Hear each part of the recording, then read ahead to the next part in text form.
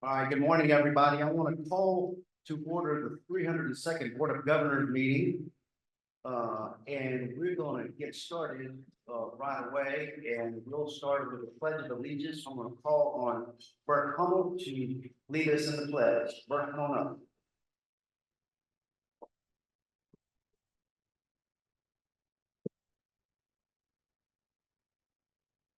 There's no flag.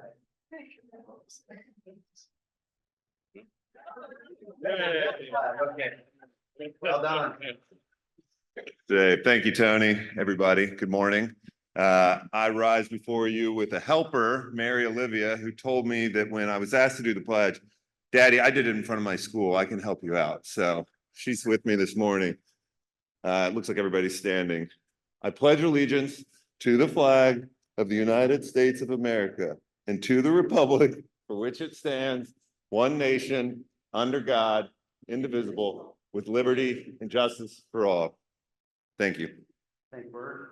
All right, we'll call on Javon Hicks for our invocation this morning.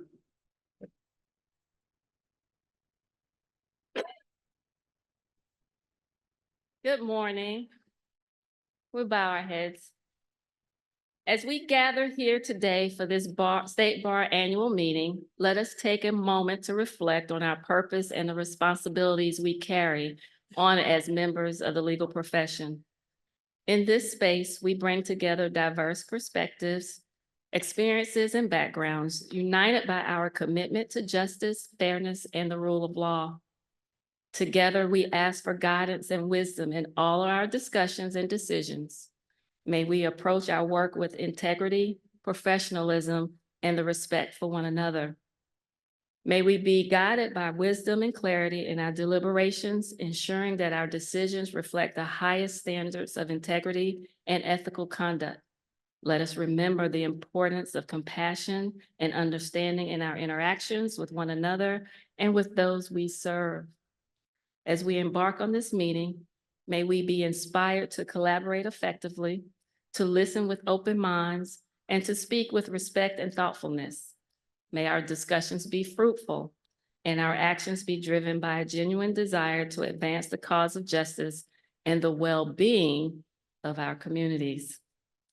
Let us be mindful of the impact of our work has on the lives of others and strive to uphold the values that define our profession. In this spirit of unity and purpose, we commence our meeting ready to contribute our best efforts toward the betterment of our society. We give thanks for the opportunity to come together, share knowledge, and support one another in our shared mission of serving the community through the practice of law. Amen. Amen. All right, I would like to now recognize our special guest today. From the Supreme Court in our meeting, we have Chief Justice Michael Boggs, Presiding Justice Nels Peterson, Justice Sarah Warren, Justice Charlie Bethel, Justice John Ellington, Justice Carla McMillan, Justice Sean LaGrua, Justice Verda Colvin, and Justice Andrew Pinson. We got all of them here with us this weekend. So round of applause for our Supreme Court. And I especially want to welcome Justice Pinson because I understand today is his birthday. So that is a sacrifice to be here on his birthday. So Justice Pinson, happy birthday. And I wanted to lead our Board of Governors into a happy birthday chant. I want to make sure he's here. Is he here? There you are. All right. Happy birthday to you. Happy birthday to you. Happy birthday, Justice Pinson. Happy birthday to you. All right, well done. All right, from the Court of Appeals, we have Chief Justice Amanda Mercier, Vice Chief Trent Brown, Presiding Judge Christopher McFadden, Judge Elizabeth Gobeil, Judge Todd Markle, Judge Ken Hodges, Judge Ben Land, and Judge Jeffrey Watkins. Thank you to Court of Appeals members for being here.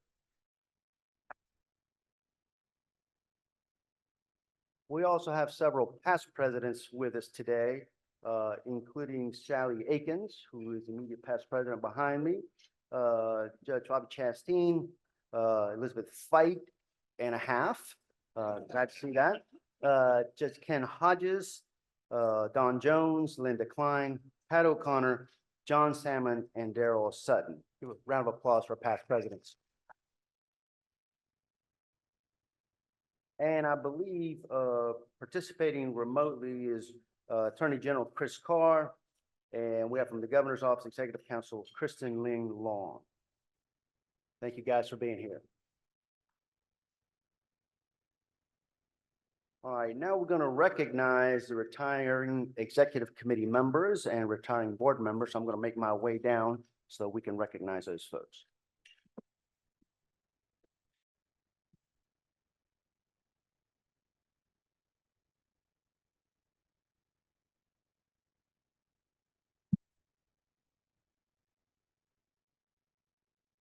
All right, we're going to first recognize our immediate past president, Sally Akins, 14 years on the Board of Governors. Come on down.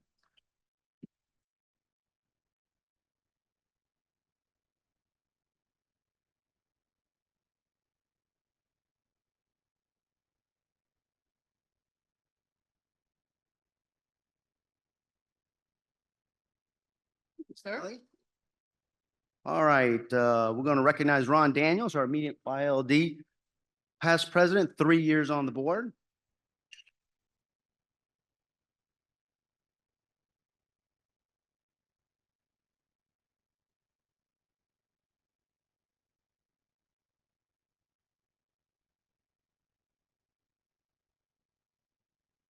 All right, Frank Strickland from the Atlanta Circuit, been on the board 38 years. Is Frank here? I hadn't seen him.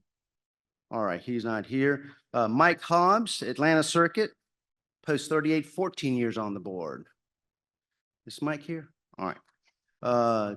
Tony Askew from Atlanta Circuit, post 26, 32 years on the board. I haven't seen see here. All right, Carl Beline, Houston Circuit, 32 years on the board as well. Carl here? No, all right. John Webb, Flint Circuit, post Sioux, 22 years on the board. Well,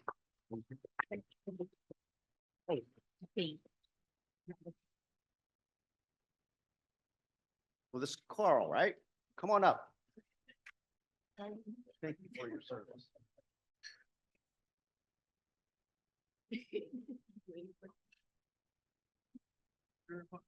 You. All right, got ahead of myself. All right, John, come on up. Let's take a picture. Thank you for your service. Appreciate you.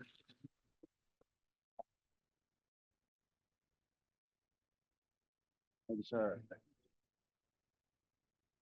All right, let's see. Scott Watts, Clayton Circuit, post 2, 20 years on the board. There he is. All right.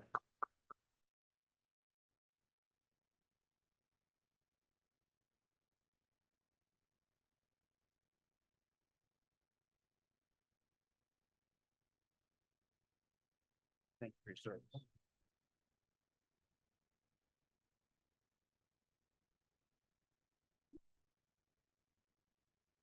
All right, Randy Davis, Cherokee Circuit, post 1, 17 years on the board. Come on, fly on down, Randy.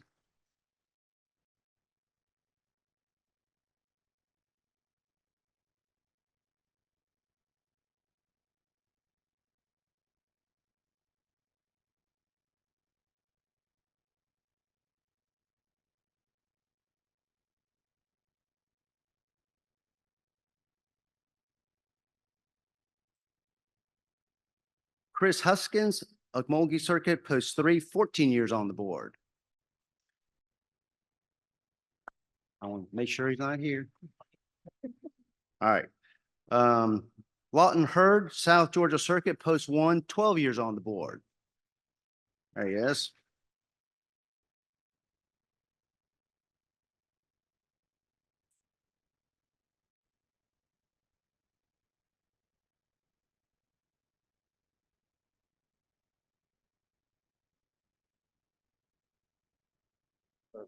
Appreciate you. All right, Kent Alton, Atlanta Circuit, post 2, 9 years on the board.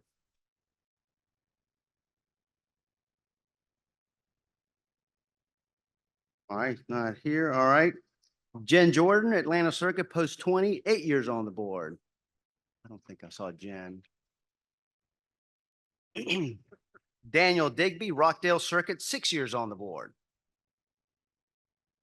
Oh, I don't think he's here.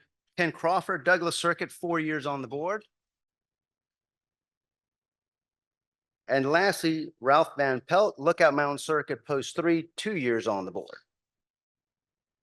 All right, thank you all, retired board members, for your service to the bar. We really appreciate it. Oh, no, thank you. Bill, I'll call on you for the roll call.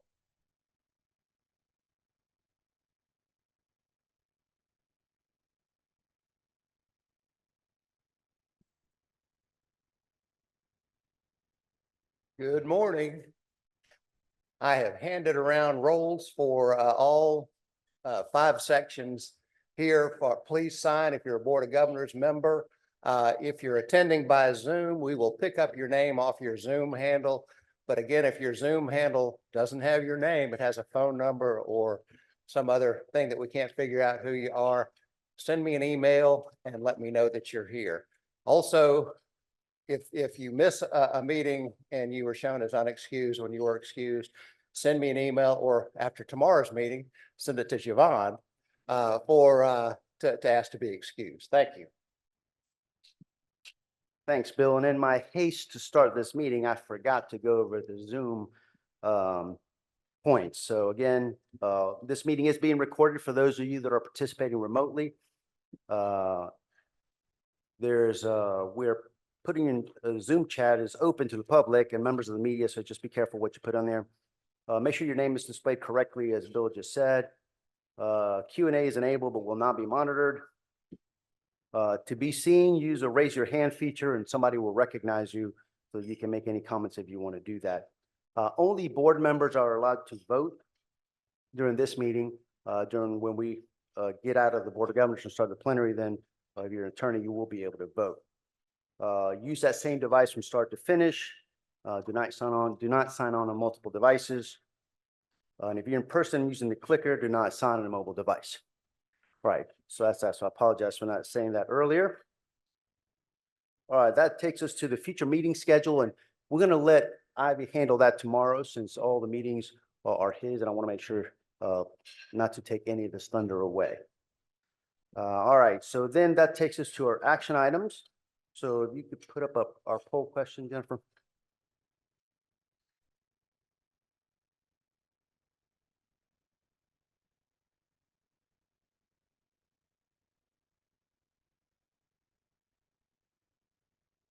All right, what's your most used state bar benefit? Past case legal research, parking deck, conference center, law practice management program, or other?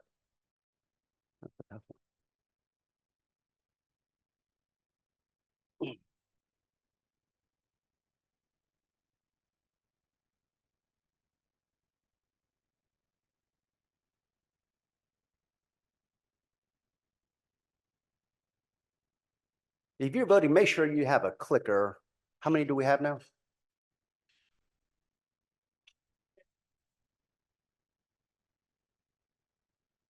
All right, just make sure if you don't have a clicker, you get one. All right, why don't you publish the results of that vote? Ah, the parking deck. Very good. All right, so now, Bill, if you want to do the minutes?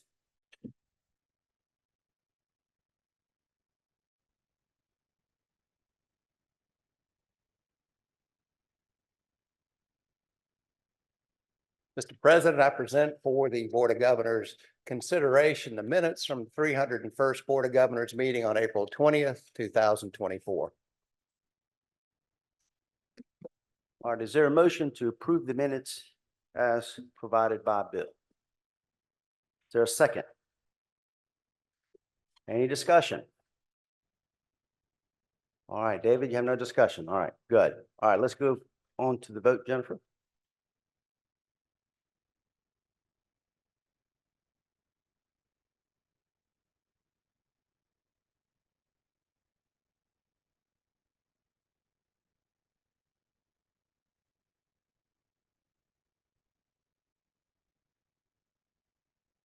Perfect, okay. All right, minutes are approved.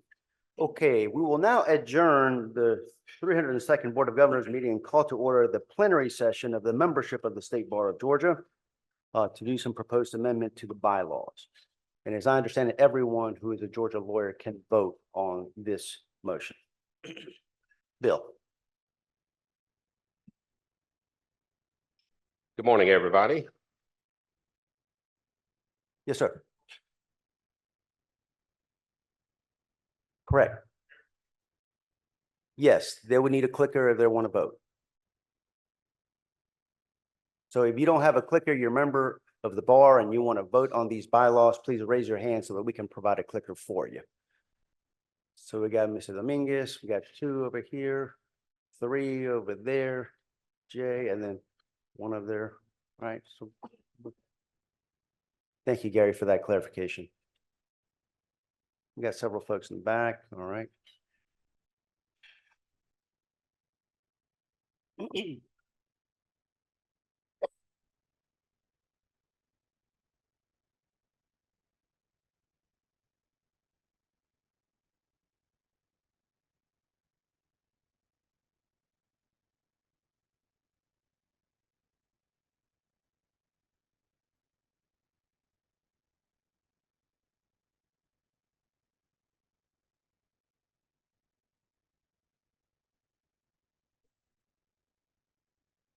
All right, anybody else need one? I guess somebody else on the back, in the back.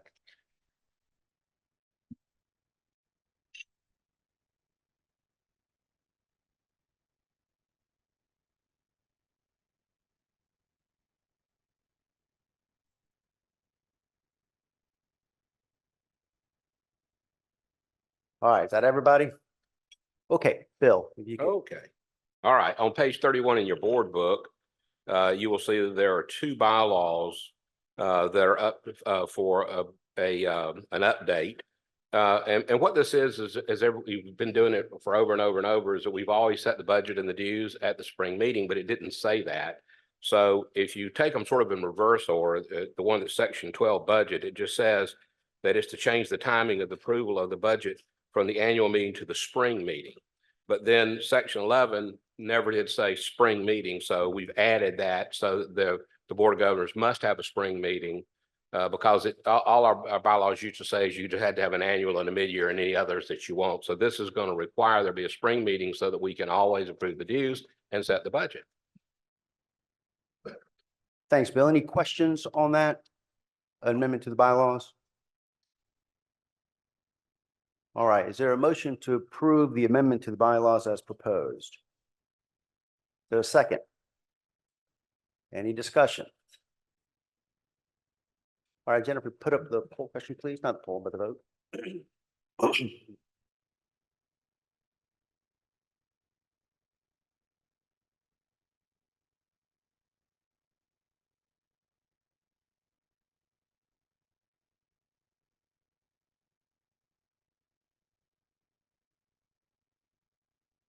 Okay, why don't you publish the results? All right, those pass overwhelmingly. Thank you, Bill. Did you do them together, this 11 and 12? Okay, do you need to come up to do that? Or who's coming up to do that one? Okay, all right, so we just need to do a second vote. All right. So is there a motion to approve the second proposed amendment to the budget on Article 3, Section 12? Is there a second? Any discussions on that amendment? All right, please publish the vote.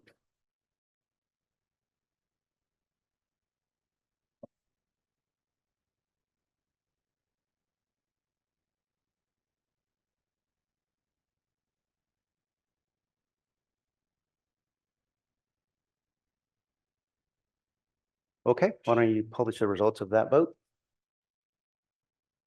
Thank you. All right, that one passes as well. And for those of you that are not on the Board of Governors, if you just pass, actually, we're not doing any more voting. So if you just pass the clickers to the end of the aisle, we'll pick those up. All right, we will now move to the award presentations.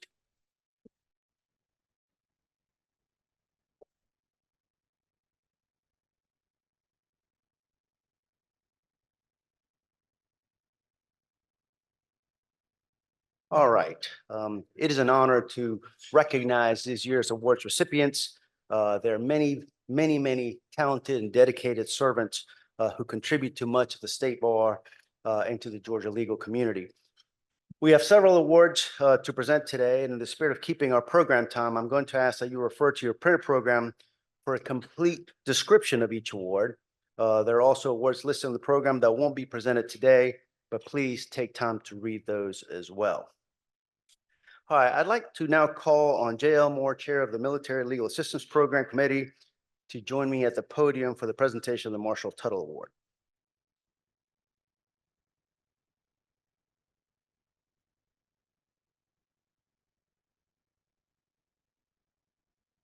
Tony gave me permission to do a real quick plug for the PIMLAP. We are entering into a memorandum of understanding with Warrior Alliance and going to be expanding our ability to assist veterans. And we will be receiving pretty soon an invitation to sign up to provide services for veterans in whatever capacity you can in real estate or family law, whatever. And we're really excited about it. I hope you'll take a look at this when it comes to you and join us. But what we're here for today is to the presentation of the Marshall Tuttle Award, which was named for Corporal Evan Marshall, who was a son of a Georgia Bar member who was killed in action, and for Judge Tuttle, who was a champion of rights for servicemen and service people and veterans. This year's recipient is Major General Bobby Christine. Many of you know him, and what I'm about to say isn't the reason he's getting this award, but it's important to understand a little bit of the background. He, you know him as the U.S. Attorney for the Southern District of Georgia, active U.S. Attorney for the Northern District and District of Columbia, the District Attorney for the Columbia County. But in February, you may not know, he received his second star and is now a Major General. That's impressive in itself, but I want to make this comment, and I've got to read it to make sure I say it correctly. He's the first reserve component officer in the Army's Judge Advocate General Corps to achieve this rank since the JAG Corps' inception in 1775. That shows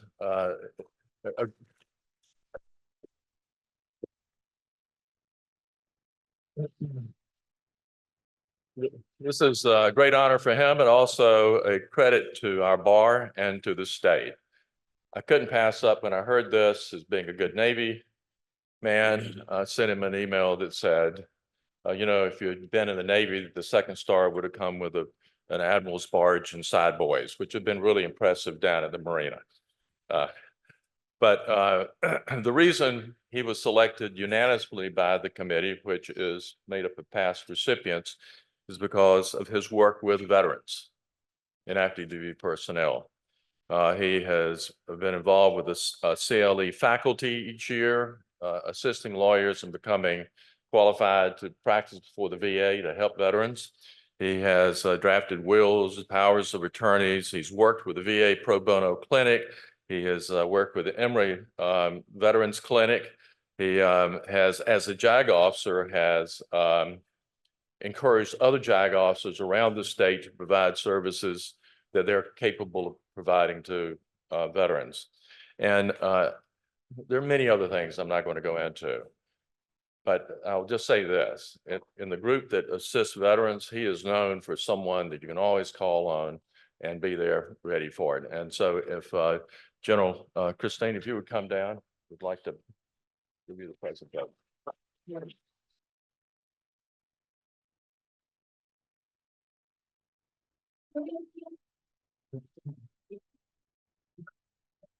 We have the presentation, which is the resolution by the state bar recognizing you for your distinguished service to military service members and veterans. And as part of our history with MLAP, a Crystal Eagle. My goodness, also subscribe. Thanks for your service. Thank you. Thank you very much. Let's get some pictures. Yes.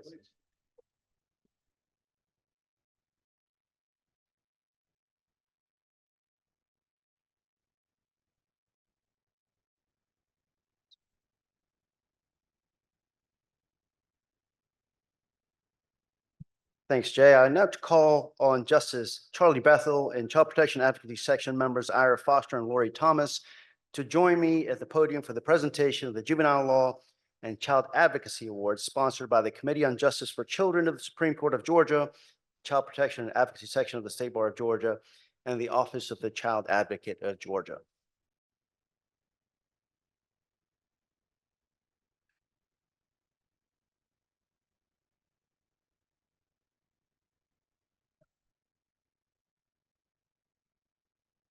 Thank you, Mr. President. And just a quick word of thanks to the Chief Justice in my court for allowing me to serve as the Chair of the Justice for Children Committee, which allows me the opportunity to recognize the excellent service that I get to recognize this morning. You can see the write-up in your program for the Judge Lovett Award, and so I won't repeat that. But I do want to ask Judge Turner, Renata Turner, to come forward. And when I do, I want to say that in 2017, when we lost Judge Lovett, there were a lot of recognitions. Come on, Judge. There were a lot of recognitions written, and I got to know Judge Lovett only briefly when I was in the legislature. But I want to quote from the leading sentence from one of the memories of Judge Lovett. Judge, professor, mentor, leader, and friend. Those are the words that Judge Turner used to describe her friend, her mentor, in Judge Lovett. And so I know how proud he would be to have his name associated with yours and your name associated with his. We appreciate your work in the Fulton Juvenile Court and beyond. And so it is my pleasure to recognize you as the recipient of the 2024 Judge Lovett Award.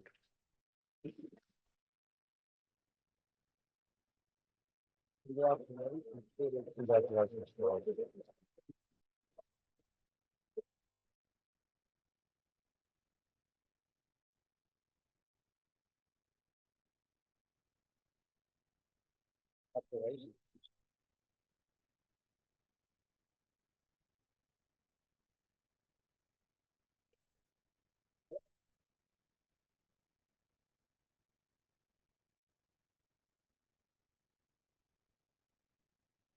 I get to stay and also present our Harris Hines Awards winners.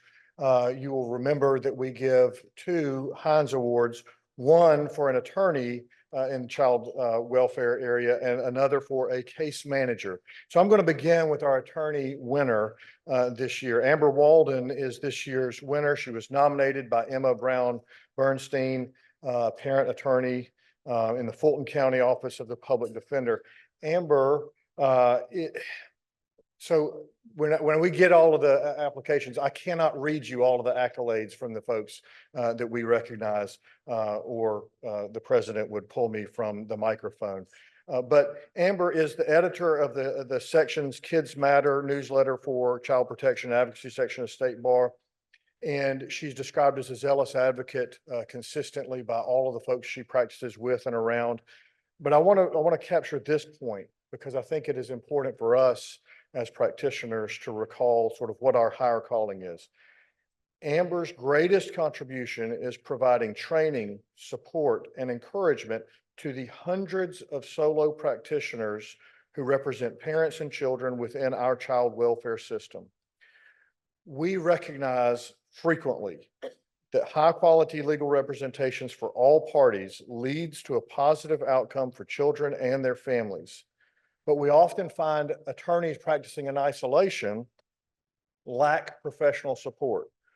Amber has made it her mission, and is reflected by her behavior with others consistently, to remedy that problem and provide attorneys who represent parents and children with high-quality, accessible training, and most importantly, with a supporting community. So I'd like to ask Amber Walden to please come forward as our 2024 attorney recipient of the Hines Award.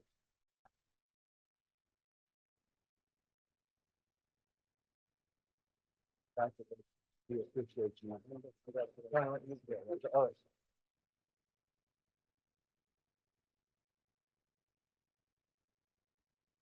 Congratulations. Thank you for what you do. Judge, thank you. All right, last one, and I will be out of your way this morning, but this one is also important. I sat in yesterday on the War Stories CLE, and somebody in conversation, I commented that it's hard for me to really put my mind around war stories on the 80th anniversary of D-Day. And of course, we talk about our lives a lot of times in the context of battles and wars. And it's important to remember that there are those in this world who do experience real war and real battles. And then I started thinking more, which I have a habit of doing. And I thought, you know, we really are in a series of battles and wars. And thankfully, most of them don't have bullets and bombs. But there is a conflict in our world. And when we talk about child welfare, there's a conflict and a battle and a war for our children. And so it's right to celebrate those who fight for good outcomes for young people in our community. And I want to recognize, like the others who I've mentioned before, but I want to recognize somebody who has clearly made love their primary weapon in fighting for our young people. Tara Broadhead is I guess a supervisor now, but was nominated as a case manager in Cherokee County DFACS. Judge Jennifer Davis, who drove down for the sole purpose of being here for Tara today, says there's no one like her, but there ought to be more. There's no one like her, but there ought to be more. Tara has spent 15 years in child welfare, some of the time in New York. I don't understand why, but now in Georgia.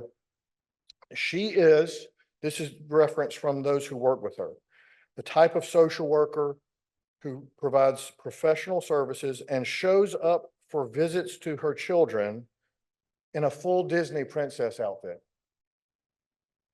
She sets up treasure hunts in the backyards of foster families and then dresses as a pirate to go hunting for treasure with the children she serves.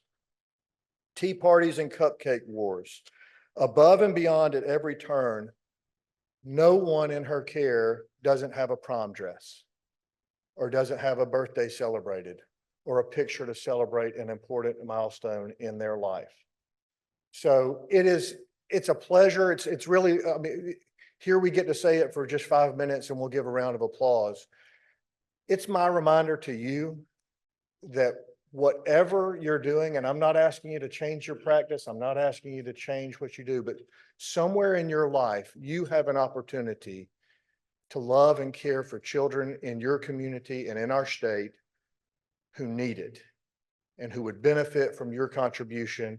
And folks like Tara Broadhead, who spend their own resources outside of anything the state provides for them, ought to inspire us all to do just a little more. You don't have to do everything, but just do a little bit more. And so Tara Broadhead, if you'll come forward and be our 2024 case manager recipient of the Harris Hines Award.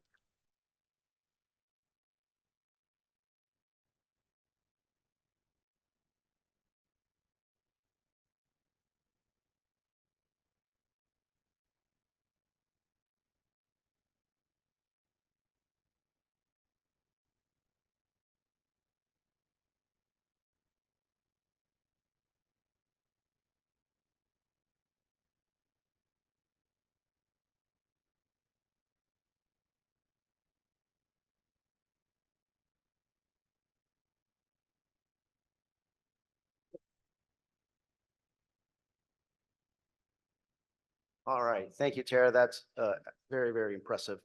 All right, we're going to move on to our Chief Justice Thomas O. Marshall Professionalism Awards, sponsored by the Bench and Bar Committee of the State Bar of Georgia and selected by all living past bar presidents.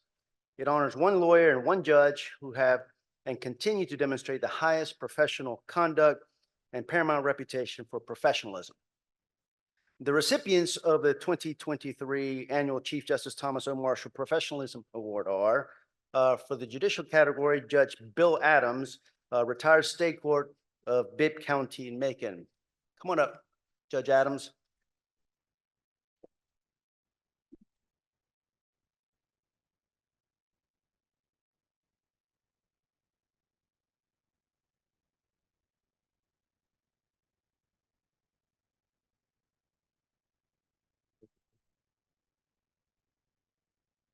I asked for permission to say a couple of words, and I thank you for the opportunity, Mr. President.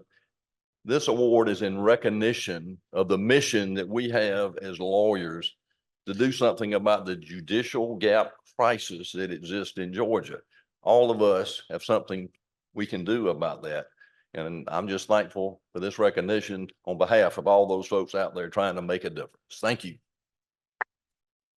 Thank you, Judge. Appreciate you. All right. For the attorney category is a lawyer that I know well and think very, very highly of. Brad Marsh. Come on up, Brad.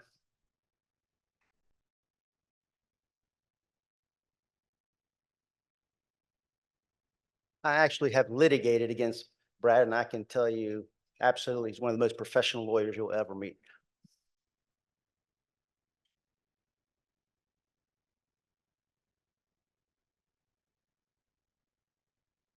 Congratulations.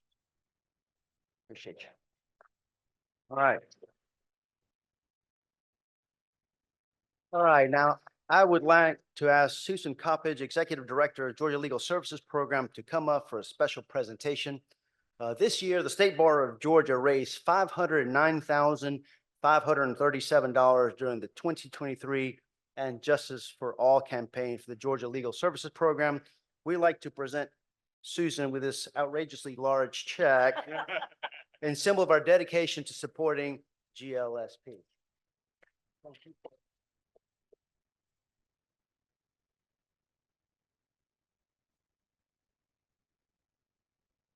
The ribbons are back. If you gave as part of this campaign, you can go by the Georgia Legal Services table and meet our Director of Communications and Fundraising, Mitzi Sharp-Futro. You can get a ribbon. We lag behind if you just paid your dues and gave. And if you didn't give, you can give all year. And if you don't want to open your wallet, you can dedicate your time through pro bono services. Thank you all so much for your generosity.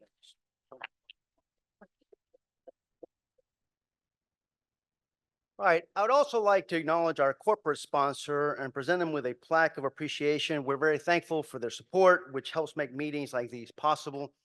Please take time to show your appreciation and visit them in the exhibit hall. And that will be member benefits accepted by Lynn Mears.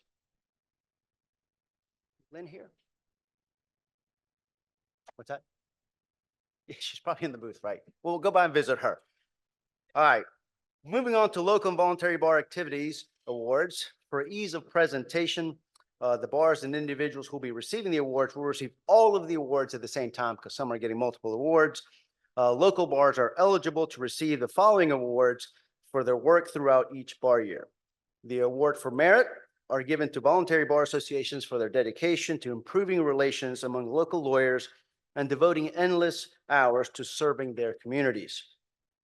The Law Day Award of Achievement is presented to local and voluntary bar associations that best plan Law Day activities in their respective communities to commemorate this occasion. The Best New Entry Award is presented to recognize the excellent efforts of those voluntary bar associations that have entered the Law Day or Award of Merit competitions for the first time in 4 years. The Newsletter Award is presented to local and voluntary bars that provide the best informational source to their membership. The Website Award is presented to local and voluntary bars to provide the best informational source to their membership. I apologize, I misread that.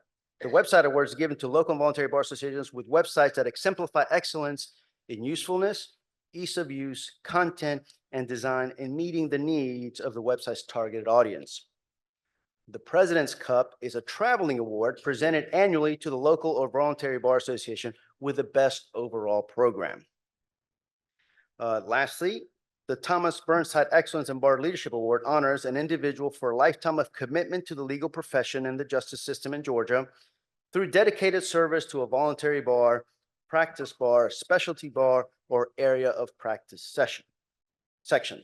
This year's recipient is the Honorable Shavita McCamey, is nominated by the Walton County Bar Association. Judge McCamey, could you please join me at the podium to receive your award, and congratulations.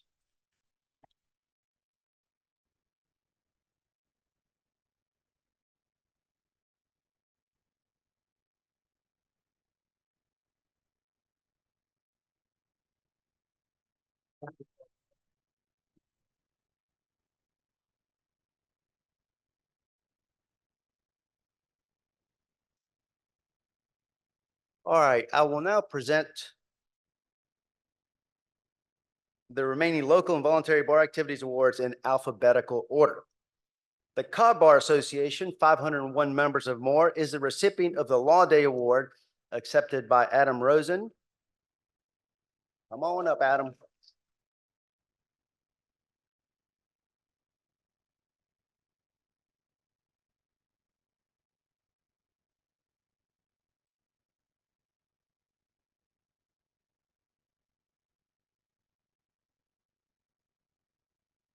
All right.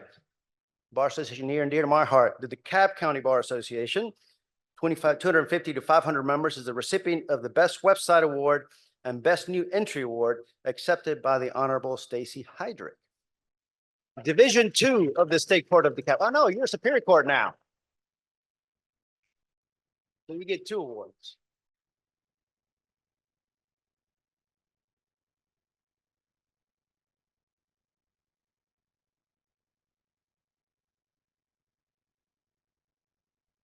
All right.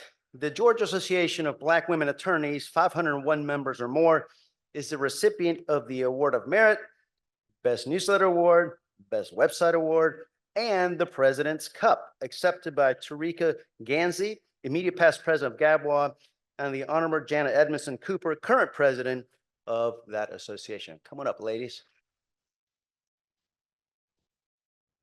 I don't have enough hands to give you all these awards.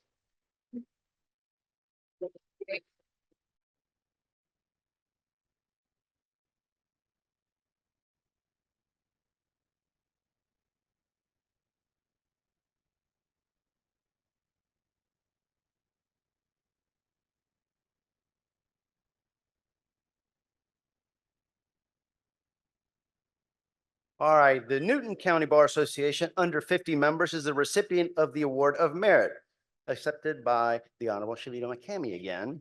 Come on up, Judge.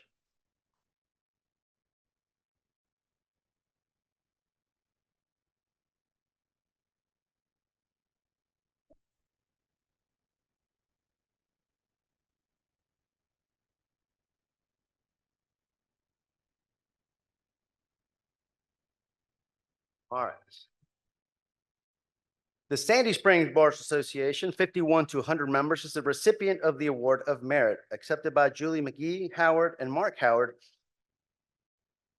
Are the Howards here? There they are. Come on up.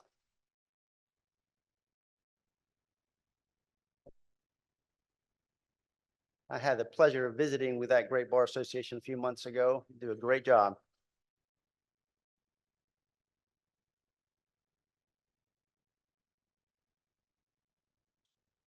Mark, you're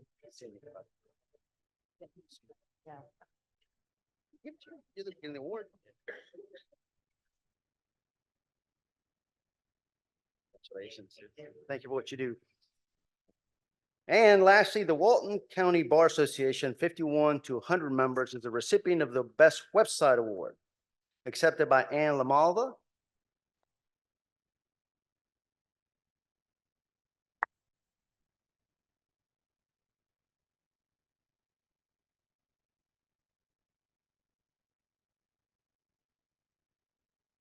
All right, congratulations to our local and voluntary bars for your work over the past year. It helps tremendously for the administration of justice. All right, the section awards are presented to outstanding sections for their dedication and service to areas of practice and for devoting endless hours of volunteer effort to the profession. This year's Section of the Year recipient is the Construction Law section, accepted by Peter Crofton. Is Peter here? Come on up, Peter.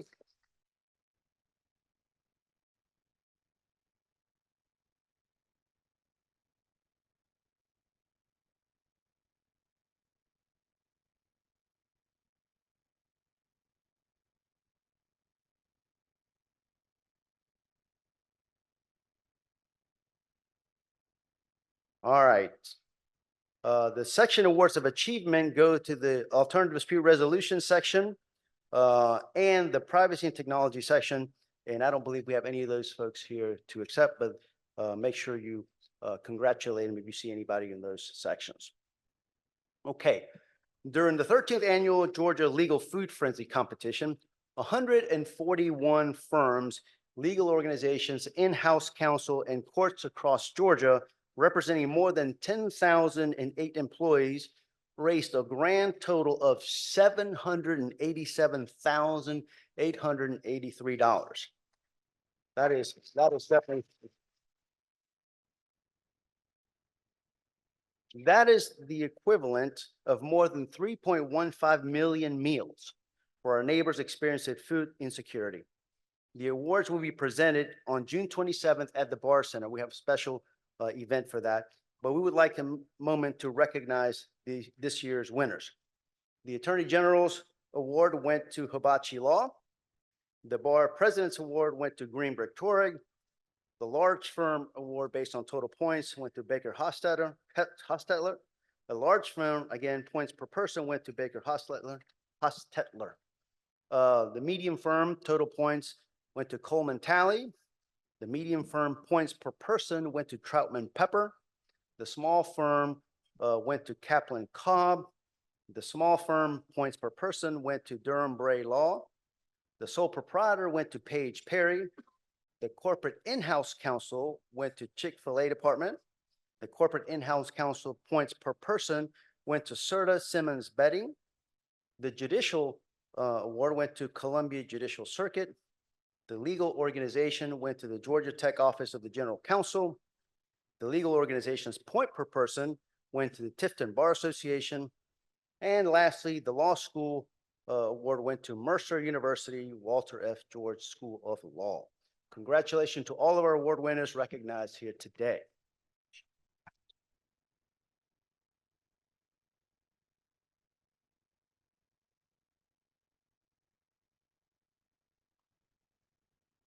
I'll make my way up here for my final president's report. You know, people oftentimes tell me that I am an overly optimistic person that seldom gets angry or upset, but that is not necessarily true. It just may be that I express it a little bit differently. But just so there's no confusion, I want to channel my inner Key and Peele and bring Dax to be my Luther, AKA anger translator. We have had a great meeting so far. I hope you enjoyed our opening night festival where we had some great music and some great food. For the last time, people, I'm not Mexican. Okay. Dax and I are not the same person. I am much better looking than that guy. All right. I'm from Peru. He's from Puerto Rico. Neither of those are in Mexico. Thank you.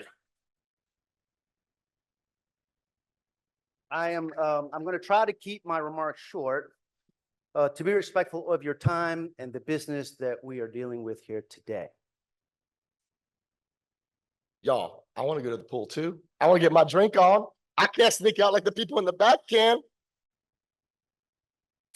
As I end my bar year, I want to start my remarks as I did when I started last year by saying thank you for letting me be your bar president this year. Oh, and I am so thankful to be done with this gig. I'll tell you that right now.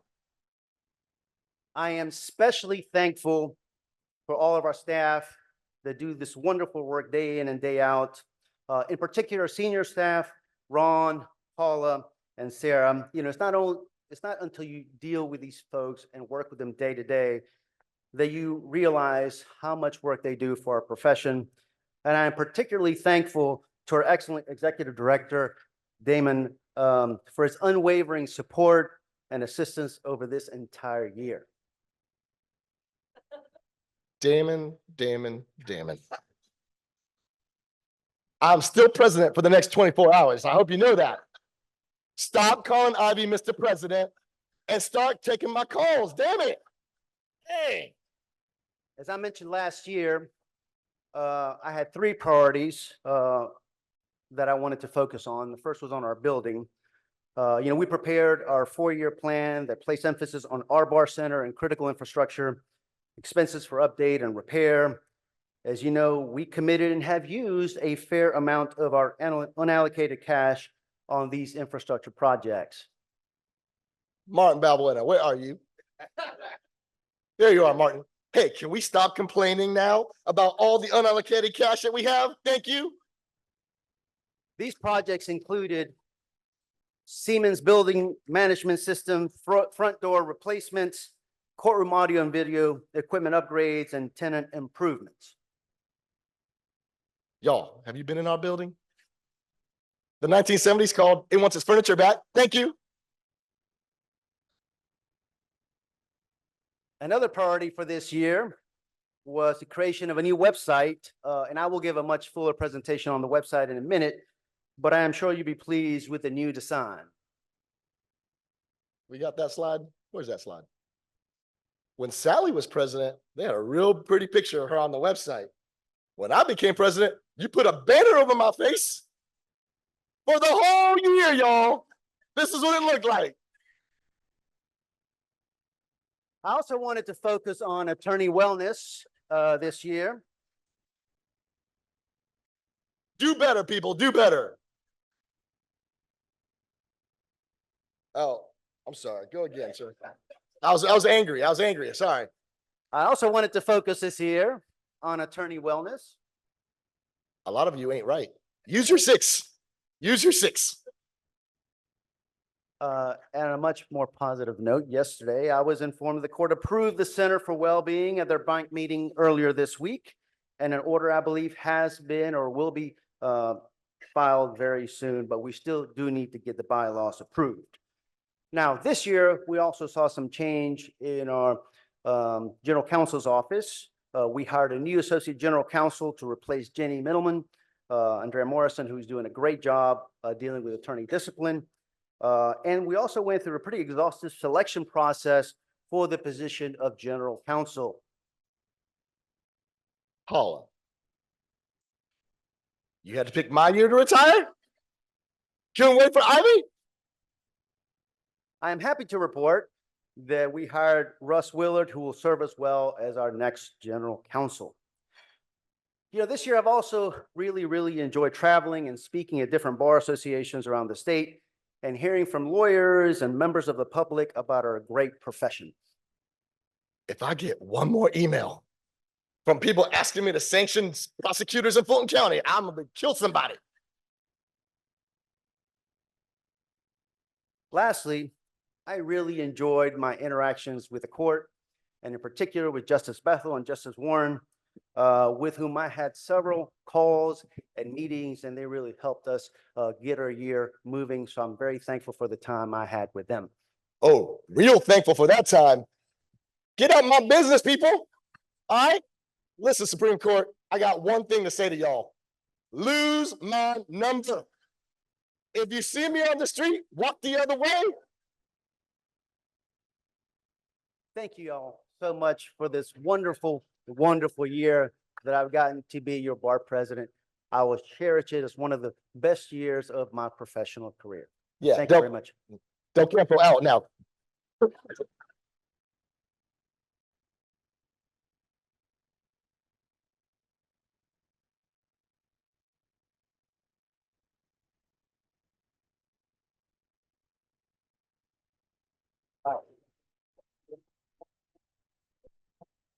I think it's my last year. You guys can't impeach me anymore.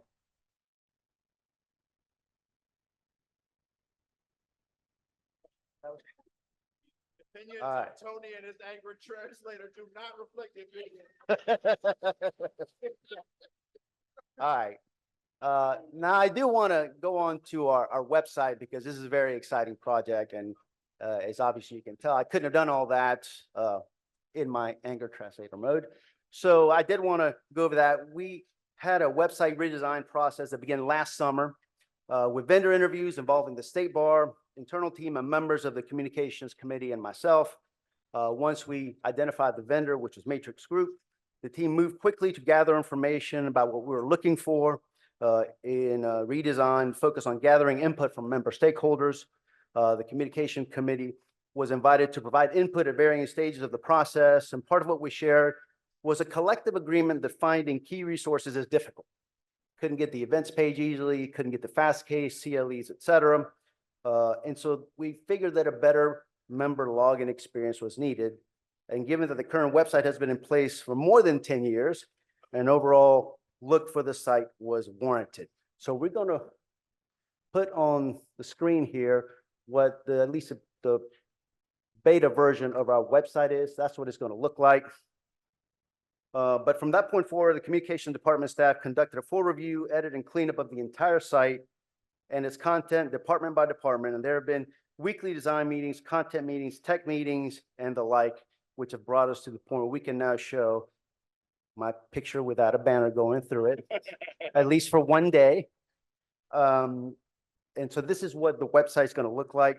As you will see, it's a cleaner top navigation features with a member portal and CLE where you can get CLEs.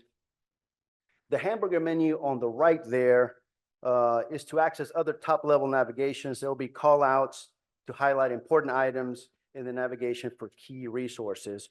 For example, you can get the fast case real easy now. It used to be a real pain to get the fast case. Now it's going to be a lot easier. And by the way, the new benefit that everybody approved is now live. So you can now get the brief banks and all those things. All that is available as of today, actually a week ago, but it's available now. There's also going to be a dedicated news and events menu, and events are now more prominent on the home page. And there's the events there. We're going to highlight and define benefits of membership more prominently to ensure that members know about them and how to use them. So those are the benefits there. We also have a member portal, and the team worked very hard to create a member portal that is easier to use and have a more cohesive design that integrates with the overall look of the site. And so that is what it looks like. Once you sign in, you'll have access to membership, your CLEs, all those things there. And then you'll also be able to access Fastcase and those things from the member portal.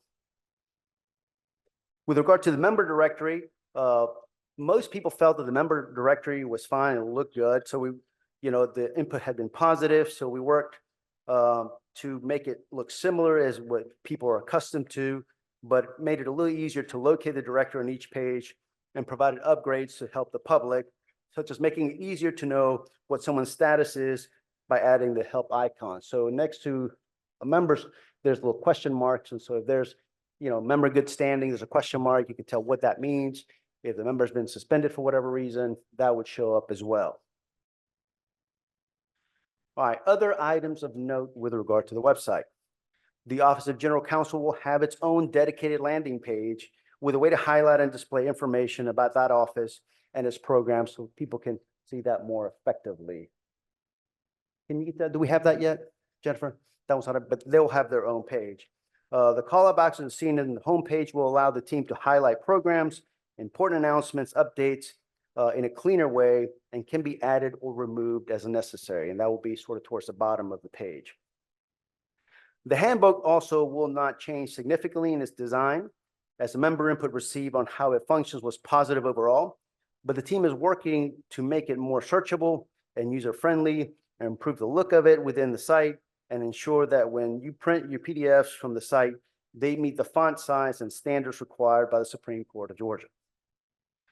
All right, in closing, the redesign of this site will enable the bar to more easily and cleanly highlight upcoming events, programs, important pieces of information, et cetera, and put them in locations and formats that our members will be able to easily find them and be able to understand them. That was the goal, to make the layout more intuitive for both bar members and the public, so the user's journey through the site is a positive experience from beginning to end.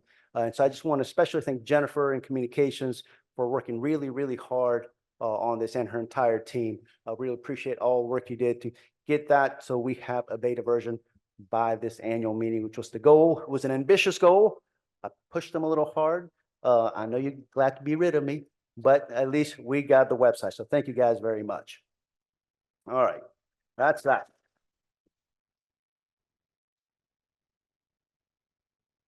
Okay, now that takes us to our special report. So I want to call on Justice Boggs for the Supreme Court report.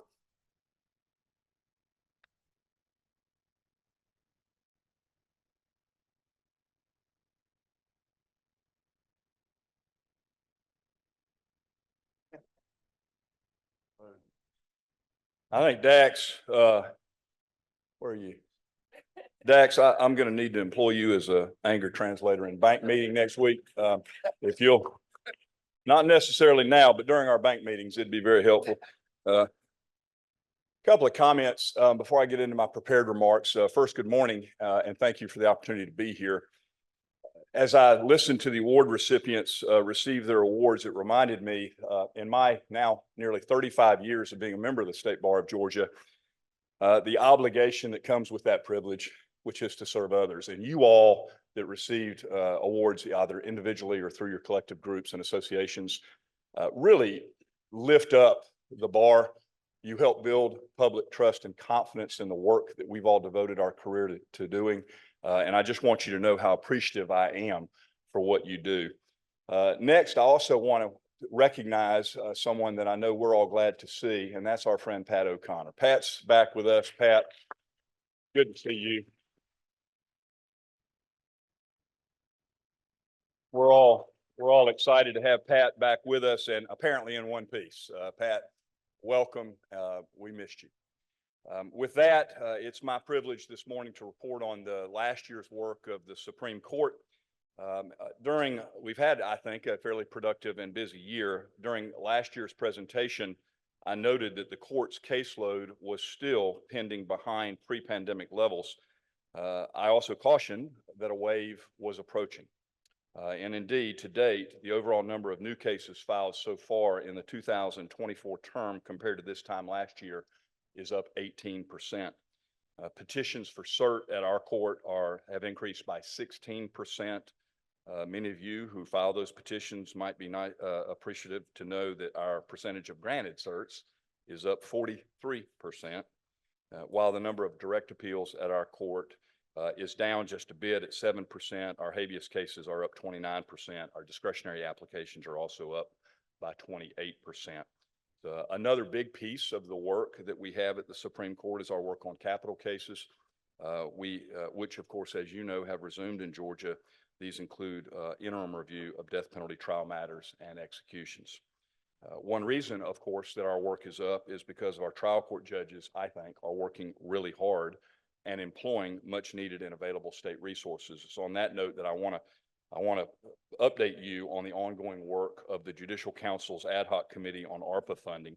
Remind you that in July of 2023, we announced the extension of the ARPA grant program through December 31st of 2026.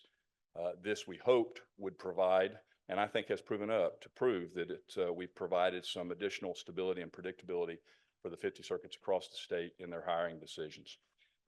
They're hiring a lot of personnel. They're having challenges hiring personnel, but this extension afforded by the governor's office and OPB was very helpful. To date, just on that piece alone, 31 circuits across the state have been awarded some level of funding for just that piece. Overall, since the inception of the ARPA grant program, 46 of 50 judicial circuits have received ARPA grant funding. Since 2022, in November of just last year, the committee awarded funds to 39 circuits that totaled more than $20 million. Coupling that award with prior awards, that figure constitutes nearly the full balance of the $96 million in ARPA funds committed to the judicial branch that had not been previously expended or encumbered. The committee expects to accept applications in late August and early September of this year for amendments to current awards. And of course, those awards will be subject to available funding. I want to take a moment to express our gratitude. First, I want to express my gratitude to co-chair Mandy Mercier, the Chief Judge of the Georgia Court of Appeals, Judge Mercier, and the members of the ARPA committee team that have met diligently trying to work and help the circuits that you all practice in move cases along. I also know that Kristen Long, the governor's executive counsel, is here. And Kristen, I want you to know how appreciative we are for the governor and his support of the money that he provided through the Office of Planning and Budget to assist our courts. So thank you for that.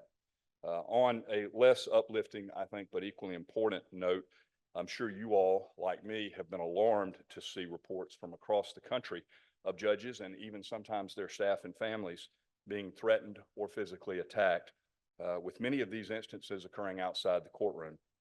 These attacks mark, I think, a dramatic shift in attitudes toward our judicial system. They, as you know, threaten the very rule of law and our democracy. To address this, what has now become a nationally recognized problem, our court established just last year the Judicial Council Standing Committee on Judicial Security. I'd like to thank my colleague, Sean Ellen LaGrua, and Judge Brian Rickman for co-chairing that committee. I'd also like to recognize and thank the State Bar for its representatives on that committee for their hard work in helping identify issues and come up with reasonable solutions. Through the work of that committee, we were able to work with state lawmakers during the last session of the General Assembly on drafting and supporting the passage of Senate Bill 508. That bill, if you're not familiar with it, allows for the redaction of personally identifying information of judges and their spouses from public records. That law was signed by Governor Kemp. It'll go into effect in July of 2025. We're also keeping an eye on, and I've recently been to DC to testify on, federal bipartisan legislation, the Countering Threats and Attacks on Our Judges Act. That bill would seek to improve judicial threat collection data, data sharing, and provide training and best practices to help protect not federal judges who are protected by the U.S. Marshal Service, but state judges across the United States. And on that issue of training, I would like to report that we're a little bit ahead of where the federal government is with respect to their training initiatives. Our committee, led by Justice LaGrua and Judge Rickman, was instrumental in working with the Georgia Public Safety Training Center to develop personal security and situational awareness training for all of our state's 1,600 judges. And just last month, our justices and the Court of Appeals judges completed training at our court. It really provided us some alarming but very useful information and strategies. So far, members of the councils of Superior Court judges, juvenile court judges, and magistrate court judges have also participated in this needed training. In addition to security, our justices have also participated in training about the emerging use of generative artificial intelligence in our court system. We, like you, recognize that any tool, AI can be used to create new efficiencies and really enhance, I think, in a meaningful way, access to justice. However, we also recognize the risk posed by inexpert application, or worse, really nefarious use of AI. We intend to stay abreast of this rapidly developing technology so that we can be prepared to meet the need to arise, if the need arises, to adapt our current rules of professional conduct or implement new rules. Despite our increasing caseload and training, our court did find some time for some meaningful celebrations. Just this past year and even recently, we unveiled the portraits of former Chief Justice Robert Benham and Justice Hugh Thompson, which are now proudly displayed in the Nathan Deal Judicial Center. And I'm especially proud to report that in October of last year, we held remote oral arguments about 40 miles west of here in Pierce County, my home. Not only was that a much shorter weekly commute for me, but the entire court was able to stick around and take questions from the history class students that were able to participate in the oral arguments we had that day. And I'm very appreciative for the court and my colleagues' willingness to take our show on the road and go to Pierce County. In closing, I'd like to thank you, Tony, for your dedicated leadership this year, despite employing DAX the way you have throughout the year. I'm also looking forward to the partnership that we're going to have with Ivy Cadle. Ivy, you've got a lot of big shoes to fill. We look forward to helping you along the way. Thank you all for the opportunity to be with you. Thank you, Chief Justice. I would now like to call on the Chief Judge of the Court of Appeals, Judge Amanda Mercier. If you please come up for the Court of Appeals report.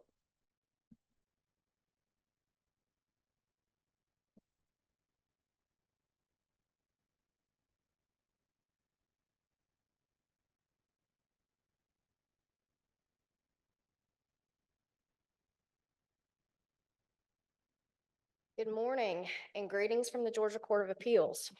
I am honored to be here with you today to share a report from our court. And with your indulgence, I would like to talk about our judges today on the court because they really are the heart and soul of the court. Vice Chief Judge Trent Brown is here today. He is my co-conspirator as we are leading in the court for the next couple of years. We served together as Superior Court judges, went through Leadership Georgia in the class of 2014. Where are you, Sherry Boston? You did too. So we have our Leadership Georgia group here today. And he has been by my side helping throughout the entire year as we govern through changes at our court. So I am truly grateful for Judge Trent Brown. We also have with us today presiding Judge Chris McFadden, Judge Elizabeth Gobeil, Judge Todd Markle, Judge Ken Hodges, Judge Ben Land, and Judge Jeff Watkins. They are all here in person today. And I think we have some of our judges who are joining us via Zoom, presiding Judge Ann Barnes, presiding Judge Sarah Doyle, Judge Trey Pipkin, and Judge Brian Rickman. Now, if I could I have a show of hands? How many people were here last year at this very session? Show of hands. All right, that's good. You'll get this. You will be happy to know that there will be no further reports from Dammit Rickman this year. For those of you who were not here last year and have no idea what I'm talking about, ask somebody that was here last year or see me after this session.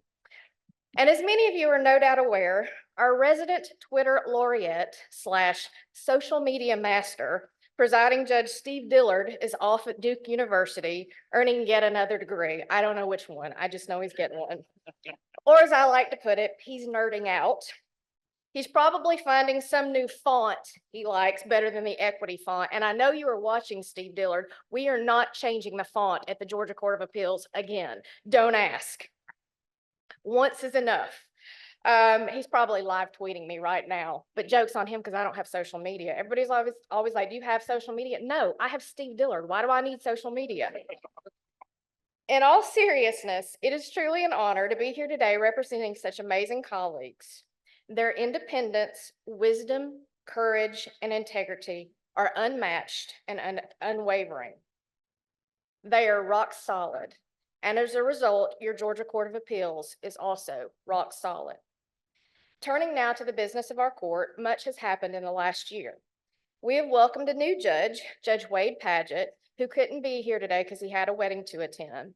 But he comes to us with many years of his service already behind him as a Superior Court judge. His move from the trial bench to the appellate bench was seamless. His experience and wisdom are invaluable, and we are grateful to have him with us. And it turns out he knows a whole lot about a whole lot of things, so that's gotten him voluntarily, or as we would like to say, voluntold to certain committees because his expertise are there to help, and we're just really, really grateful to have him. But while we have been thrilled to welcome new judges over the last couple of years, we were also saddened when Judge Phipps needed to step away from his role as a senior appellate judge at the end of last summer to focus on his health. As many of you know, Judge Phipps retired from our court in late 2016, but then came back to serve as a senior appellate judge when we had a vacancy on our court. There really are no words sufficient to describe the lasting impact of Judge Herb Phipps. He is a legal legend, a civil rights icon, and one of the most decent, kind, and compassionate people I have ever had the opportunity to know. His legacy on the Georgia Court of Appeals will be felt for generations to come. His friendship has been a gift to all of us, and we send our love and our well wishes to him and to his family. And while we are talking about legends and icons, that brings me to someone very special. Presiding Judge Yvette Miller. Presiding Judge Miller announced just this past winter that she would be retiring after 25 years on the court. Judge Miller made history in 1999 when she became the first African-American woman to serve on the Court of Appeals. 10 years later, she became the first African-American woman to hold the position of Chief Judge on our court. She also spearheaded the implementation of the e-filing initiative and so many other projects which laid the groundwork for the court's modern day operations. I wish I had time to go through all of Judge Miller's accomplishments, but we would be here all day if I tried. Instead, I will just say that presiding Judge Miller has been an inspiration, mentor, leader, and friend to all of us. Indeed, she is a trailblazer in every sense of the word. She opens so many doors so that others might walk through. She will be dearly, dearly missed, but we wish her an amazing retirement. And sadly, just a few weeks ago, the Georgia Court of Appeals lost another trailblazer with the passing of Judge Dorothy Toth Beasley.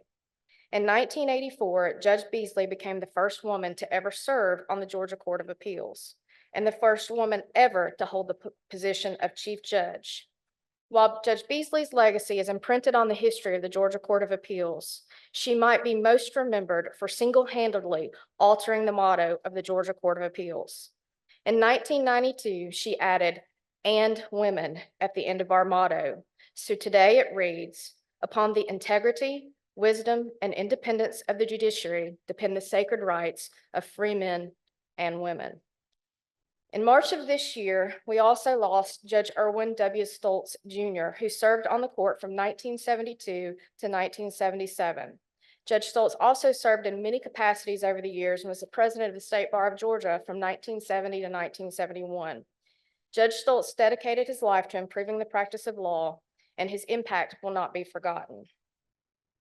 I would also be remiss if I didn't thank Senior Superior Court Judge Andy Fuller for his service on our court over the last year. We made history when we asked a Superior Court judge for the first time to come and sit as a senior appellate judge. When Judge Phipps stepped back from his court, we unanimously voted to bring Judge Fuller to serve as a senior judge. He not only is an excellent trial judge, but it turns out that he can switch to an excellent appellate judge at the drop of a hat. From the time that I called him to see if he might be willing to help us until his first day, it was just a matter of a few weeks. He hit the ground running, and every single judge on our court has said the exact same thing about Andy Fuller. He made the Court of Appeals a better place. He is both brilliant and joyful, and we are grateful for his willingness to step in and help when we needed him. And as many of you know, our long-term clerk of court, Steve Caslin, has decided to retire on June 30th. We are grateful to Steve for his 11 years of service and dedication to our court, and I am very confident it is not easy to work with 15 judges. It's probably a little bit like herding cats, but he did it with grace and dignity, and so we thank you, Steve, for your years of service. After Steve let us know he would be retiring, the judges wasted no time in nominating Chris Smith to be our next clerk of court, and I'm sure many of you know Chris. Our search for a new clerk started and ended with Chris. She will take over on that position on July 1st. Chris brings with her over 20 years of service to our court. I think she has served probably in just about every role you can think of on our court, and we simply could not think of anybody better to fill this critical role. So welcome, Chris, and if you are watching, get ready to start herding the cats. And lastly, after over 30 years of service to our court, John Ruggieri, our IT director, decided to retire as well. John has been instrumental in developing our docket and making sure it was both secure and user-friendly, which is not always easy. His contributions to our court cannot be overstated, so a huge thank you to John for his 3 decades of service to the Georgia Court of Appeals. So clearly, I stand before you today as a representative of our court, grateful for each of the people I just mentioned. We would certainly not be where we are today without them. But we are also very grateful for your continued support and professionalism. Your incredible efforts in each of your respective areas of practice makes Georgia's judiciary strong and resilient. And never has that been more important, more critical than right now. The rule of law is only as strong as the people who are willing to uphold it. And working with you makes me confident that Georgia's judiciary is strong, secure, and resilient. So thank you again on behalf of all of the judges of the Georgia Court of Appeals. And I'll leave you with this. We will continue to make our promise that we will try our very, very best to live up to the words etched on our motto. Upon the integrity, wisdom, and independence of the judiciary depend the sacred rights of free men and women. Thank you.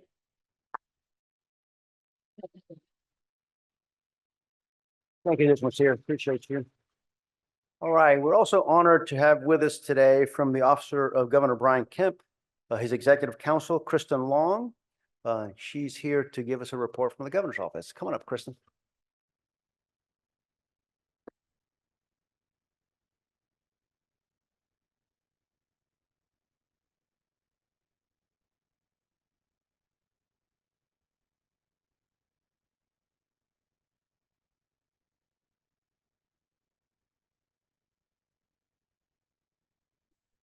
Thank you, Tony. Good morning, everyone. The governor and the executive branch have had a great year since we last met. I'd say it was an unusual year for the Kemp administration, because I don't think that we faced any unprecedented events as a state.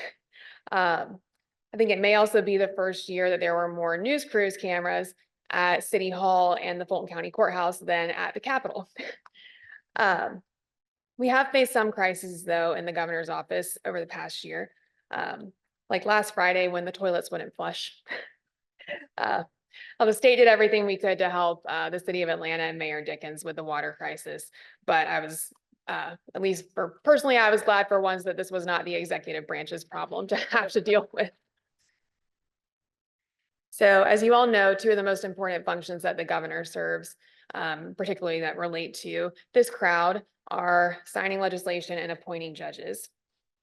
The governor signed 211 pieces of legislation during this year's session and bill review, 204 bills and 7 resolutions.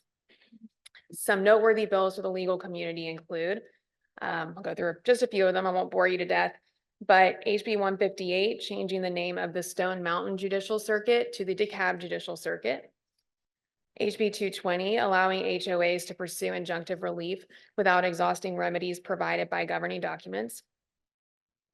HB 456, increasing municipal court judge terms from 1 to 2 years. HB 500, creating the criminal offense of arson of a law enforcement vehicle. HB 827, increasing penalties for livestock theft. HB 873, creating a framework to establish juvenile accountability courts. We're really excited about that one, and governor was very proud to sign that. HB 906, adding a judge to the Tifton Judicial Circuit, and HB 992, adding a judge to the Houston Circuit. HB 1017, the Georgia Squatters Reform Act, and HB 1203, allowing off-duty officers to execute writs of possession after 14 days of issuance. So governor's very hopeful that both of those bills together will really help all of you guys and your clients out with getting rid of squatters and all of this problem that we've had in the state with unlawful residents in your clients' homes and apartment complexes and office buildings. We also signed HB 1236, adding a judge to the Douglas County State Court. SB 232, revising the probate court fee structure. SB 259, moving Banks County from the Piedmont Circuit to the Mountain Circuit. SB 370, it's the First Lady's anti-human trafficking bill this year that eliminated the notice requirement for massage parlor inspections and added massage parlors and convenience stores to the list of businesses required to post the GBI's human trafficking notice. SB 424, creating the West Georgia Judicial Circuit, not to be confused with the Western Judicial Circuit. SB 456, updating the child support calculation formula and schedule amounts. I think Senator Strickland's here with us. That was a large feat, so congrats to him on getting that done. It was really necessary. SB 508, as the chief mentioned, restricting disclosure of judges' personal information, extremely important. And then last, but certainly not least, HB 1341, designating the white shrimp as the official crustacean of Georgia. So, so there's your fun trivia fact for the day. I'll say I know a lot of those bills I mentioned, amongst others, were sponsored and carried by some of our lawyer legislators. We have several of them here this weekend. I want to say on behalf of our office, we always appreciate getting to work on legislation with those members of the chambers and really appreciate all of their partnership and work during the session and throughout the year on different initiatives. So thank you all that are here and those that are watching virtually and not with us.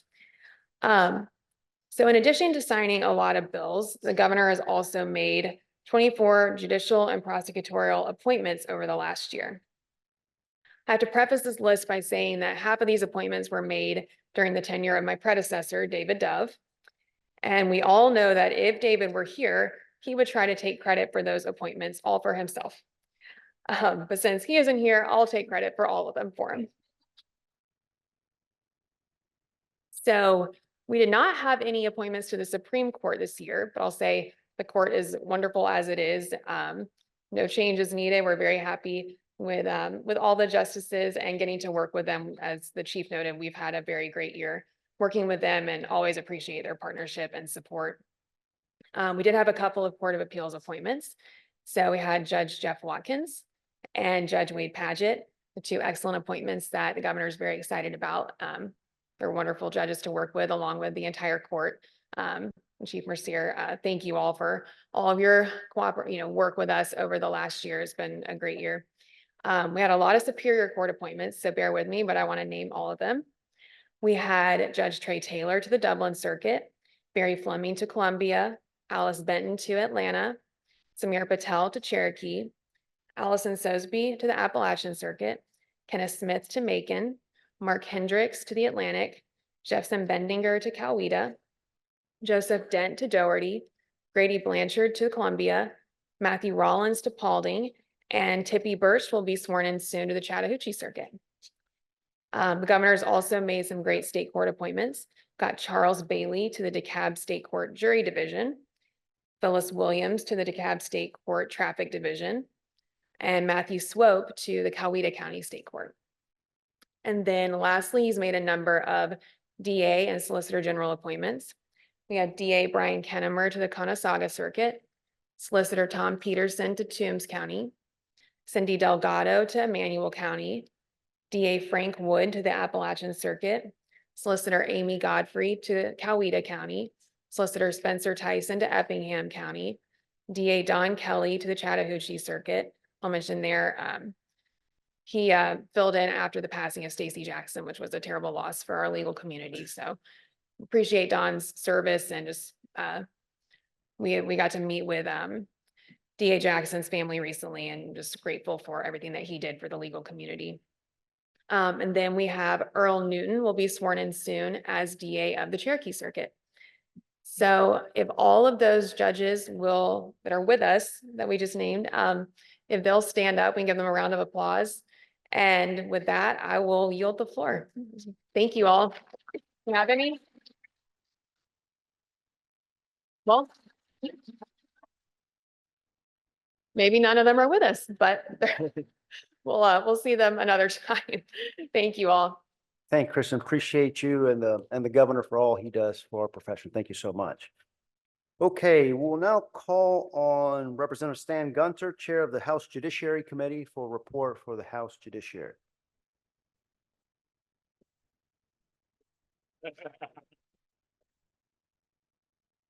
Oh, my good friend there. Thank y'all for having me here. I hope I won't bore you to death too much. I want to do a statistical report from the committee. And it's over the 2-year term, we had 158 bills assigned to our committee. We debated 93 of them. We favorably reported 84 of them. We unfavorably reported 2. And that's significant. I've been around the legislature since 1987. And that's the first time I've seen 2 bills come out of one committee unfavorably reported. It keeps the bills alive. Don't know why my committee wanted to do that, but that's what happened. 67 of those bills passed out of the House and went over to the Senate. And then 46 of them arrived on the governor's desk for signature.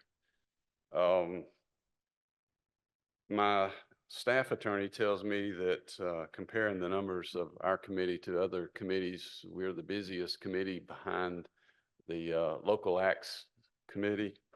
And of the 65 bills that were DOA, just to give you an example of what kind of bills those are, I had a first-term legislator come to me wanting to rewrite the evidence code so that musical lyrics could not be used against the author.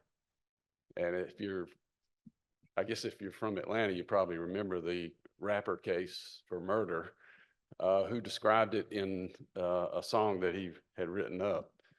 And they were using that against him at trial. And this young legislator wanted to keep that from happening. We did about 54 hours of meetings for over a 2-year period. I thought it would have been more than that, but it didn't turn out that way. Title 15 was the biggest title that was had bills dropped about that. Title 44 follows behind that. And for those of you with tort reform, we only had 3 of those bills that came through. We did our first off-site committee meeting in Banks County, and this was to determine whether we would move Banks County from the Piedmont Circuit over to the Mountain Judicial Circuit. That ended up taking place. And then let's see. That is most of that. Now, what we're going to be facing for next year will be, I'm assuming, coming out of the governor's office, tort reform.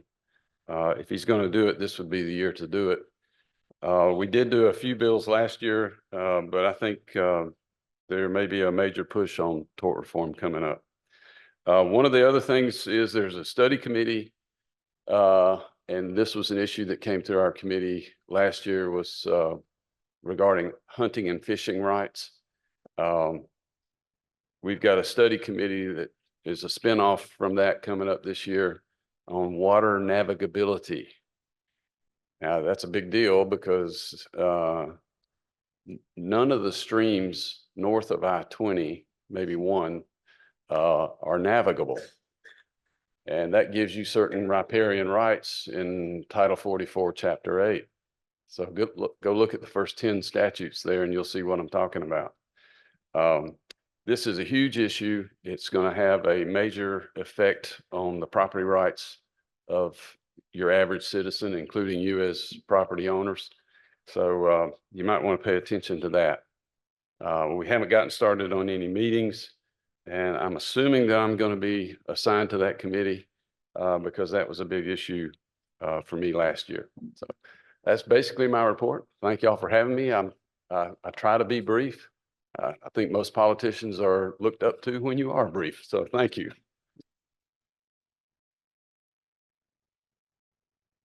Thank you, Representative Gunner. All right, I would like to call on Senator Brian Strickland for the Senate Judiciary Committee report. Senator Strickland, come on up.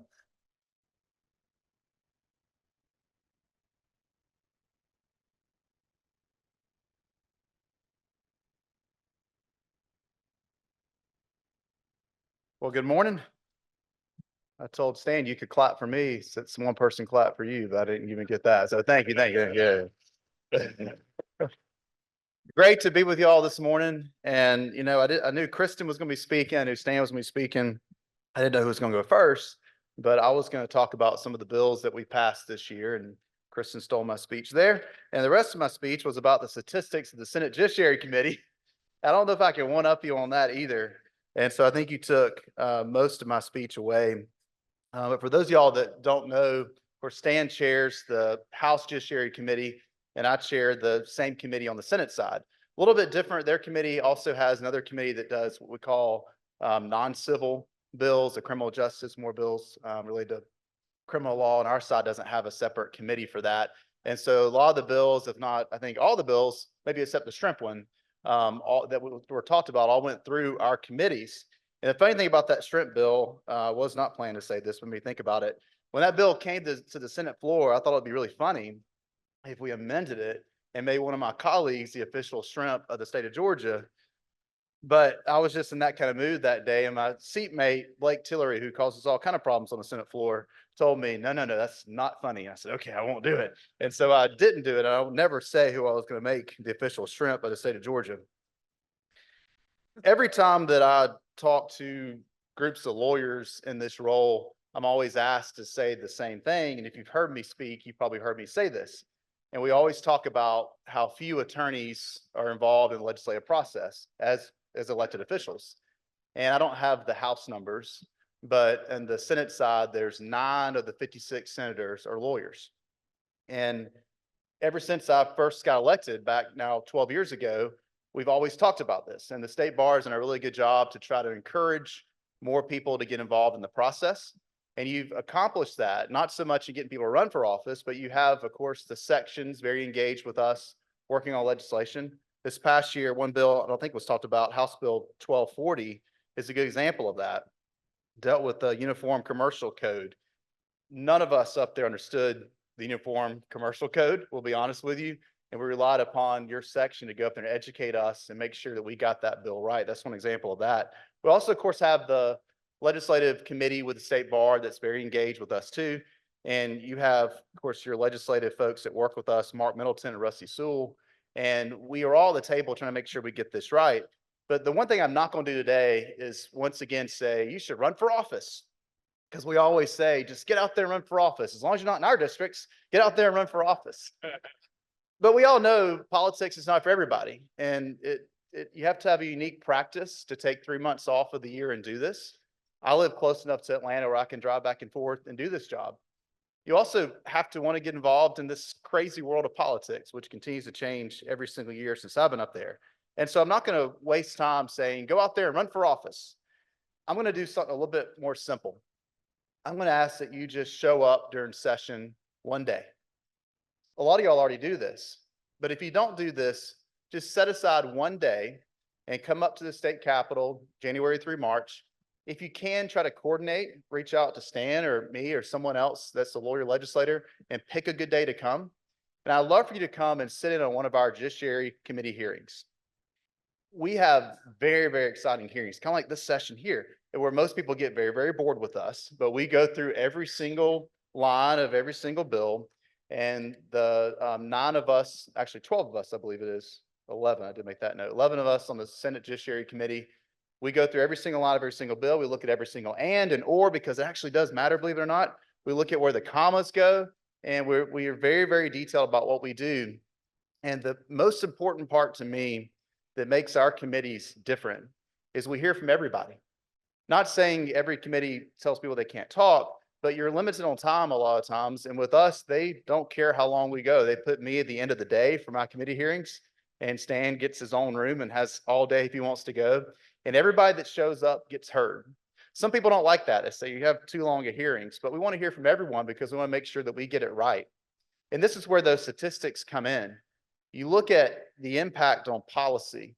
If you care at all about what's happening at the state level, the biggest impact on policy that you could have is engaging with these judiciary committees.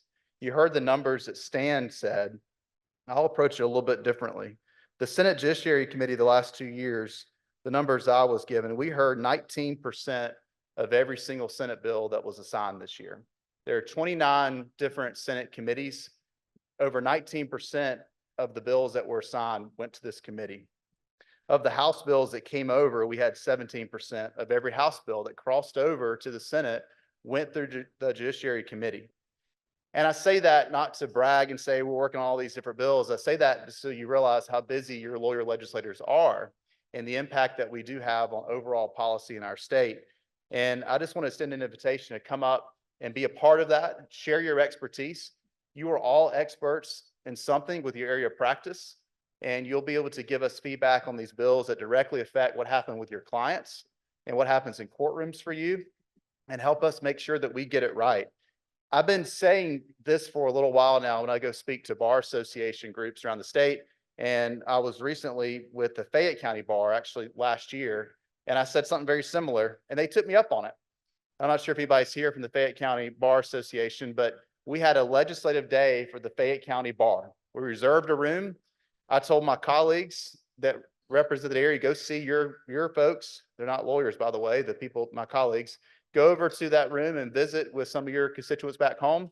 And they showed up and they were there, and some of them got to stick around for a Senate Judiciary Committee hearing.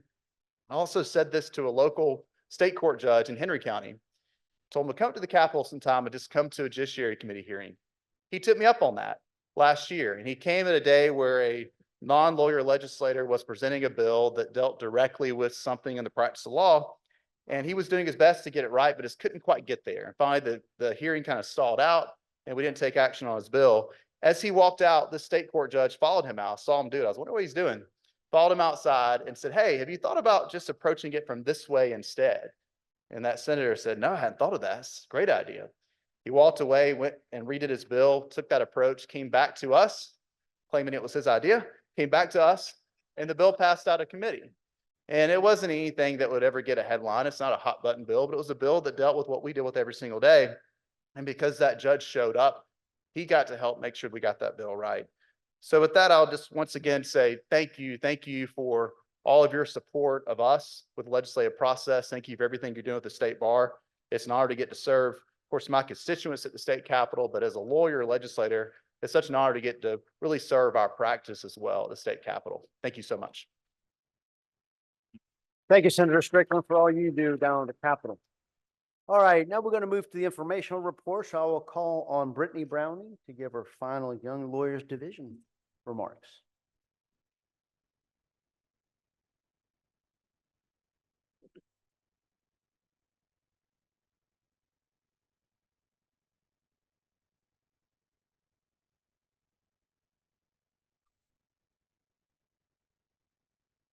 I just wanted to make sure I got my steps in today after our fun run to start. I thought, why not? Good morning, everybody.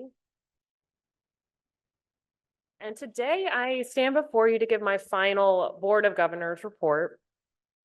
It's very bittersweet in a way, but a good thing is coming in the fact that I get to sit where Ron's at next time y'all see me.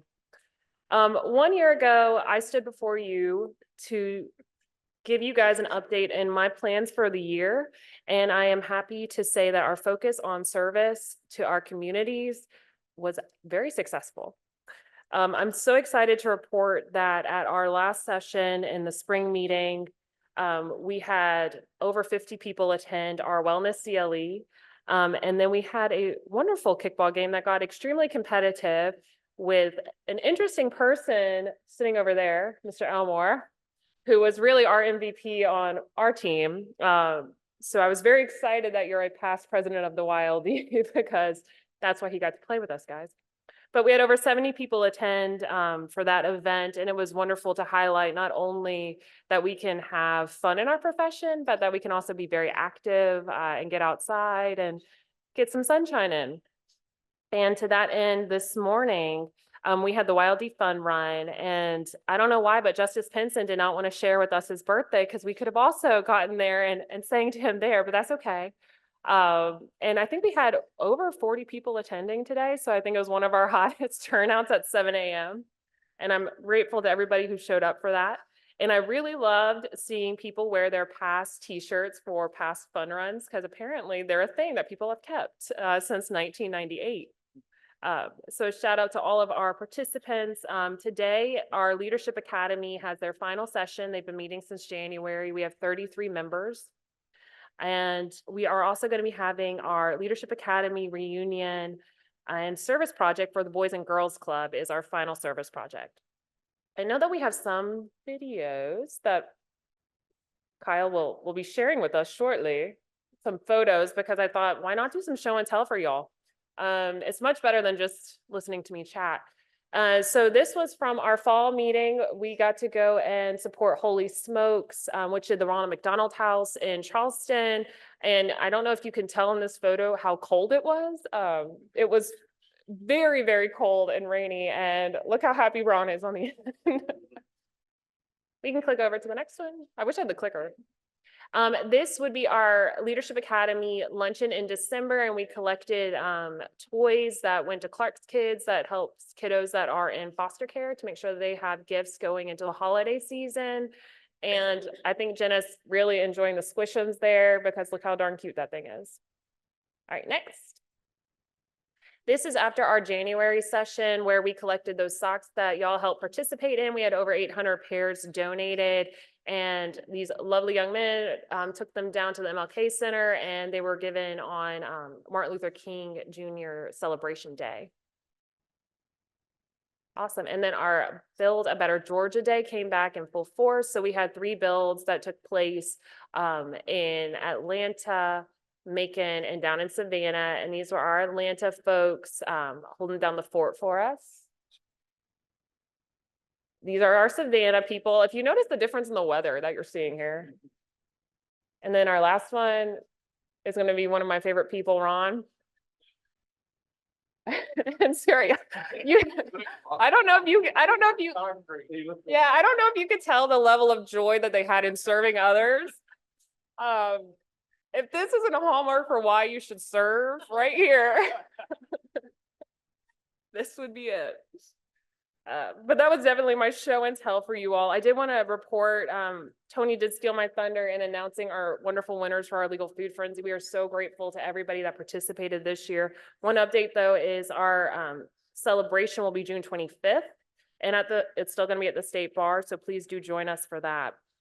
I would be remiss if I did not just give an enormous thank you to not only the executive committee, President Del Campo, who worked with me tirelessly throughout the year. And I'm glad I did not make it into Dax's speech. He would take my calls and my text messages, as well as our wonderful bar staff with Damon's here, Paula's here. I know Sarah, Ron, who I think I'm one of those people that really does enjoy reading the financials. So I'm always like, I have one more question. And he's like, sure, I'll answer that. And it would be completely amiss if I did not say, I see Jessica in the back. Hey, Jess, I see you. Thank you so much for this year. She has been working tirelessly for our membership. And I know Jamie, I pray Jamie's not in here. Is she in here? Is she outside? Okay, good. She's working. Good. Look at her go, making it happen for our members. And lastly, I would love to just say in conclusion that it's wonderful to not only be in this profession as a young attorney and just to see what we can do as our members, but also knowing I'm a first generation attorney and my grandfather immigrated to the United States, and just sitting here and being like, look at what we can do. And we do need everybody's voices and we do need everybody's time. And so hopefully if you see a young lawyer this weekend, encourage them to be part of the board, to be part of just our ongoing profession, because we need all of us. And so I think with that, I will turn it back over to you, President Del Campo. Thank you, Brittany, and the YLD for the wonderful job you've done for the year. And Jessica, thank you for increasing the numbers of young lawyers. You've done just an amazing job. Thank you guys so much. Okay, I want to refer your attention to the memorials on page 34 and 35 of our book, and just have a moment of silence for those lawyers who have left us this year.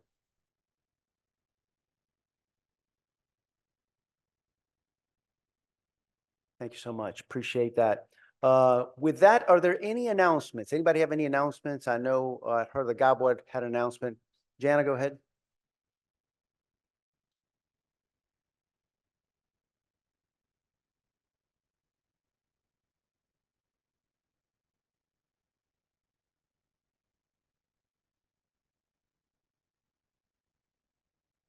Good morning, everyone. Just a quick announcement. If all past presidents of GABWA and all current members of GABWA at the adjournment of this meeting without delay, please come up to this corner here so that we can take a past president's photo and a membership photo. Thank you. All right. Anything else? All right, folks, with Take a moment. I'm gonna take a moment out of order. No, Please, since this is your last meeting, we owe you a huge debt of gratitude for all the time and effort and energy you have put into this. And if everybody would stand and thank Tony with a huge round of applause. Thank you.